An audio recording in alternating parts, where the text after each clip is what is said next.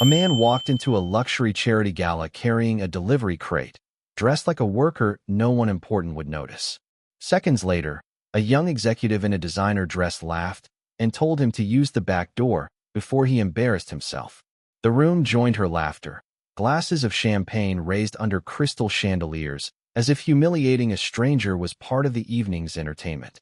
What they didn't know was that the quiet delivery driver they mocked owned more than half of the company hosting the event. And before the night ended, the same people laughing at him would be sitting in silence as their entire corporate empire began to shake. Before we dive deeper, let us know in the comments where you're watching from. We'd love to hear from you. And don't forget to hit that subscribe button so you never miss any of our upcoming videos. The ballroom that night looked like something out of a corporate dream. Leaders from one of America's largest logistics companies gathered in a five-star hotel to celebrate their annual charity gala. The company had spent decades building its reputation as a powerhouse in transportation and supply chains, moving goods across the country and employing thousands of workers. Executives mingled with investors, politicians, and media guests while cameras flashed and speeches praised the company's leadership. Among the most visible figures was the CEO's daughter, a rising executive many insiders believed would one day take control of the company. She moved through the crowd with confidence, greeting influential guests and enjoying the attention that came with being part of the firm's most powerful family. Then the ballroom doors opened again, and a man in plain clothes stepped inside carrying a catering crate. Most people barely noticed him, but the CEO's daughter did. She walked straight toward him with a look of irritation, assuming he had wandered into a place reserved for executives and elite guests. Her voice carried across the room as she told him deliveries belonged in the service entrance at the back of the hotel. A few nearby guests chuckled, treating the moment like harmless entertainment. The man simply stood there quietly, listening as the laughter spread.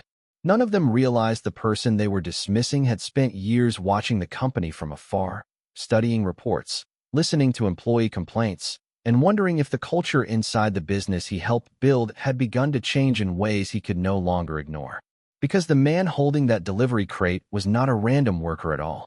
His name was Daniel Harper, an early investor who had quietly accumulated a majority share of the company decades earlier when it was still a small regional freight operation. Over the years, he had stepped away from daily management, allowing new executives to lead while he remained one of the most powerful voices on the board. Recently, however, troubling messages had started reaching him from employees across different departments. They described a workplace where status mattered more than respect, where complaints were dismissed, and where certain leaders treated staff as if they were disposable. Daniel wanted to see the culture with his own eyes, and that decision brought him to the gala that night disguised as someone no executive would pay attention to. Standing in the middle of that ballroom, listening to the CEO's daughter mock him while others laughed, Daniel realized he had just witnessed something more revealing than any internal report. The silence that followed his calm response would soon travel far beyond that hotel ballroom, reaching the boardroom of the company itself and forcing leaders to confront questions they had avoided for years. And by the time the gala ended, the same people who dismissed him as a delivery driver would understand that the quiet man they laughed at had the power to change every one of their careers. Most people in that ballroom saw only a delivery driver standing quietly with a crate in his hands. The older man looked ordinary, the kind of worker people ignore without a second thought. His name, at least the one guest believed, was Robert Hayes. Gray hair, simple jacket, calm posture. Yet the truth was something almost no one in that room could imagine. Robert Hayes secretly controlled 51% of the company hosting that gala. Decades earlier, he had invested when the business was still a struggling freight operation. Over time, as the company grew into a multi-billion-dollar logistics empire, his shares quietly made him the most powerful owner in the room. But that night, he arrived in disguise for a reason. Before we dive deeper, let us know in the comments where you're watching from. We'd love to hear from you. And don't forget to hit that subscribe button so you never miss any of our upcoming videos. The second key figure in this story was the man who ran the company day to day. His name was Michael Caldwell, a CEO admired in business magazines for transforming the logistics firm into a national powerhouse. Under his leadership, the company expanded across the United States, securing major shipping contracts and earning billions in revenue. Publicly, he was praised as a bold visionary who understood the future of supply chains and corporate growth. Inside the company, however, some employees described a very different atmosphere. Former managers spoke quietly about a leadership culture that rewarded loyalty to the executive circle while discouraging criticism. At the center of that circle stood someone even more influential within the company's inner ranks. Her name was Lauren Caldwell, Michael's daughter, a senior executive widely seen as the next leader of the business her father controlled. Lauren Caldwell was in her mid-30s and already held a powerful position in the company's leadership structure. Many board members believed she would eventually inherit control of the organization, and her authority inside the company reflected that expectation. Employees often referred to her as the future of the corporation. Yet along with that reputation came another description that circulated quietly in hallways and private conversations. Some staff believed Lauren had grown accustomed to power in a way that shaped how she treated people around her. Complaints about arrogance and dismissive behavior had reached the attention of certain board members over time. That reputation is what made the moment at the gala so important. Because when Lauren mocked the delivery driver in front of a ballroom full of executives, she unknowingly created a moment that would raise three questions nobody in the company could ignore. Why was the majority shareholder pretending to be a delivery driver? What exactly had he come to investigate? And how could one brief exchange of arrogance begin a chain of events powerful enough to shake the leadership of a multi-billion-dollar corporation? To understand why that moment mattered, we have to go back several months earlier to a meeting that almost nobody inside the company even knew had taken place. The company at the center of this story had spent 4 decades building a reputation across the United States. What began as a small regional freight service slowly expanded into a logistics network moving goods across highways, rail lines, and warehouses from coast to coast. Investors praised its steady growth, business magazines highlighted its leadership, and thousands of employees depended on its success. By the time the events at the gala took place, the corporation was worth billions. But inside the organization, troubling signals had begun to surface. Quiet complaints from employees suggested something inside the company was changing.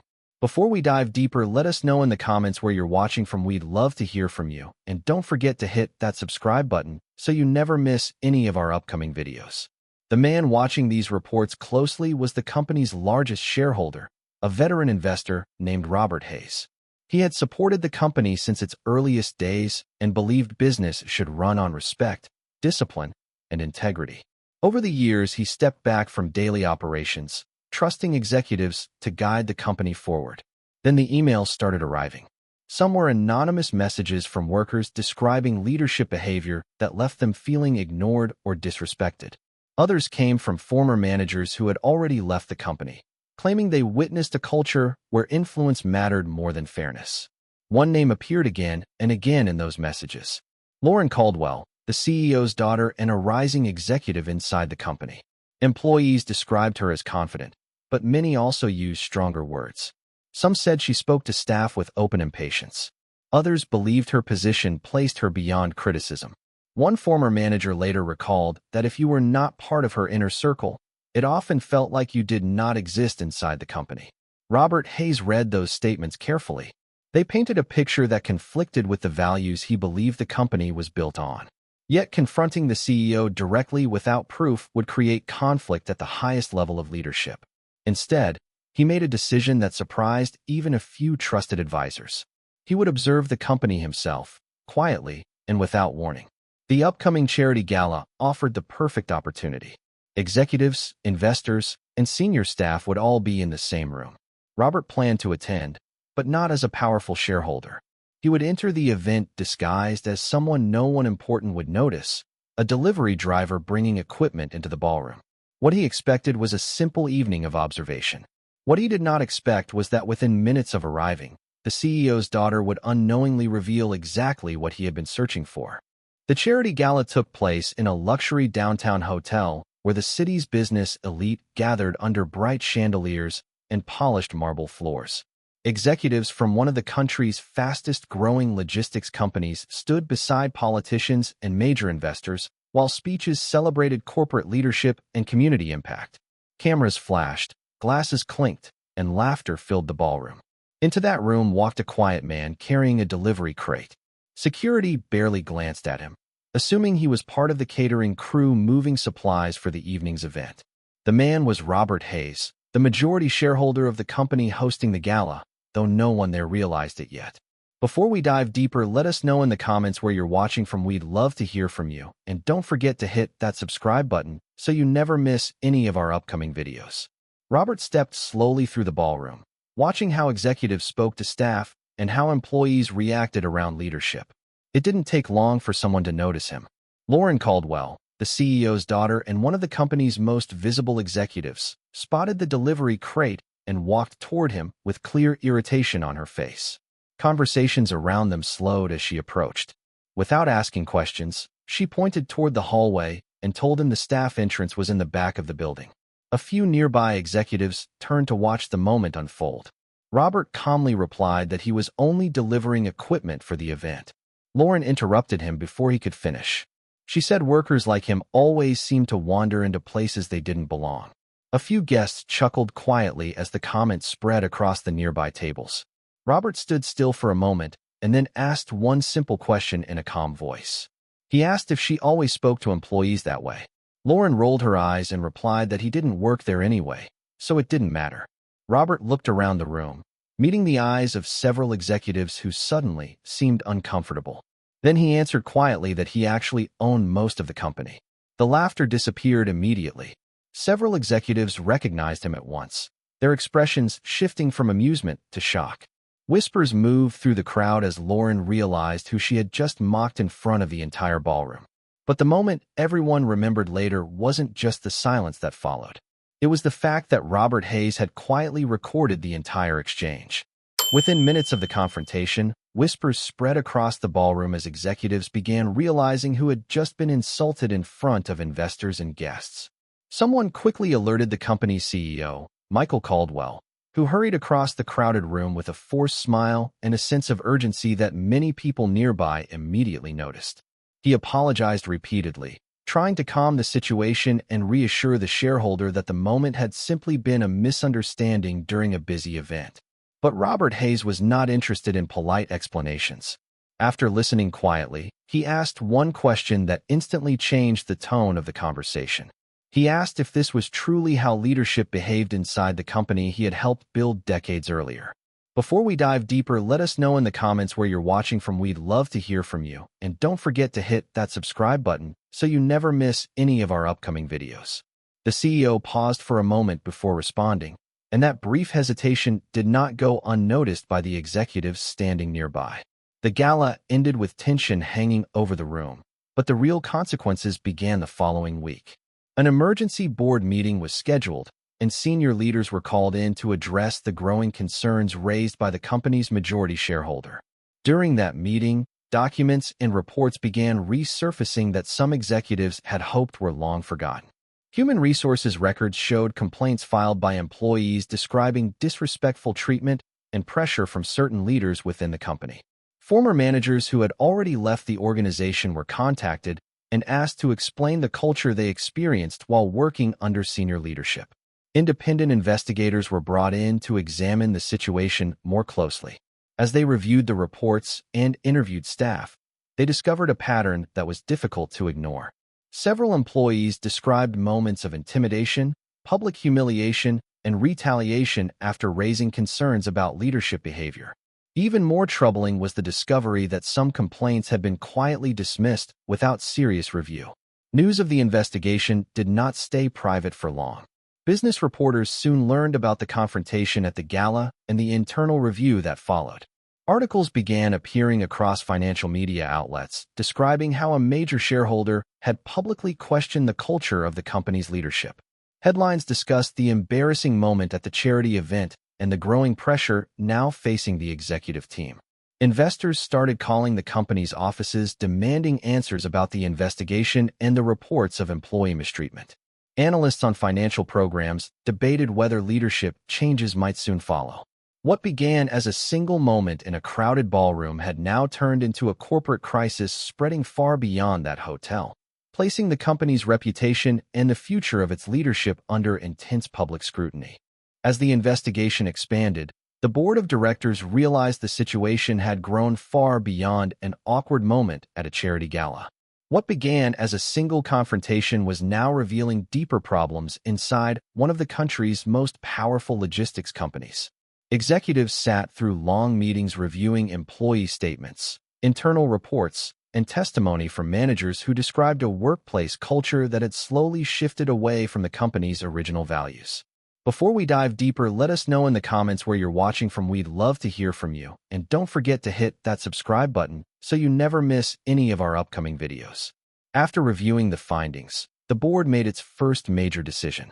Lauren Caldwell, the CEO's daughter and the executive who had confronted the delivery driver at the gala, was immediately removed from her leadership role inside the company. Many people assumed the story would end there, but the investigation continued, and what it uncovered surprised even members of the board. Several internal reports revealed that complaints about workplace behavior had reached the CEO himself months earlier. Documents showed that some employees had already raised concerns about leadership culture and treatment of staff. Instead of launching a full internal review, those complaints had been quietly dismissed or redirected within the organization. The investigators concluded that senior leadership had been aware of certain problems, but failed to address them in a meaningful way. That discovery forced the board to make an even more difficult decision. A formal leadership review was announced, this time focusing directly on CEO Michael Caldwell. The same executive who had built the company's public reputation as a visionary leader was now facing serious questions about how he managed the culture inside his own organization. Over the following weeks, the pressure intensified. Investors demanded accountability, employees waited for answers, and business media closely followed every development. Eventually, the board reached its final conclusion. Michael Caldwell stepped down from his role as chief executive, ending an era that had defined the company for years. In the announcement that followed, the company revealed a new leadership structure designed to rebuild trust within the organization. Independent oversight committees were created, new workplace policies were introduced, and the company promised a large internal reform effort aimed at restoring the values that once defined its success. What began as a brief exchange between a delivery driver and an executive had now reshaped the leadership of an entire corporation. Months after the confrontation that stunned a ballroom full of executives, the headlines slowly disappeared from national business news. The investigation concluded, leadership changes were implemented, and the company moved forward under a new structure designed to rebuild trust among employees and investors. Yet inside the organization, many workers said something had clearly shifted. Managers began paying closer attention to workplace behavior, complaints were handled more seriously, and employees who once felt ignored started seeing real changes in how leadership communicated with staff. The moment that triggered all of it remained surprisingly simple. Before we dive deeper, let us know in the comments where you're watching from. We'd love to hear from you. And don't forget to hit that subscribe button so you never miss any of our upcoming videos. It began with one question asked quietly in the middle of a crowded charity gala by a man most people believed was just another delivery worker passing through the room. Robert Hayes had spent decades investing in the company, but the reason he disguised himself that night had little to do with business strategy or public image. He wanted to understand something deeper about the organization he helped build. Reports and financial statements could describe revenue, growth, and expansion, but they could not reveal how leaders treated the people working beneath them. By stepping into the room as someone with no visible authority, he saw how quickly assumptions shaped behavior. The executive who dismissed him believed she was speaking to someone who held no power in the company. In that moment, she spoke freely, unaware that the person standing in front of her held more influence over the company's future than anyone else in the room. In the end, the lesson from that night had little to do with titles or corporate hierarchy. The real story was about character. The way people treat others when they believe those people do not matter often reveals far more about leadership than any speech or public statement ever could. And that single moment inside a crowded ballroom forced an entire corporation to confront a simple question that continues to echo long after the cameras and headlines moved on. What truly happens inside a company when leaders believe nobody important is watching?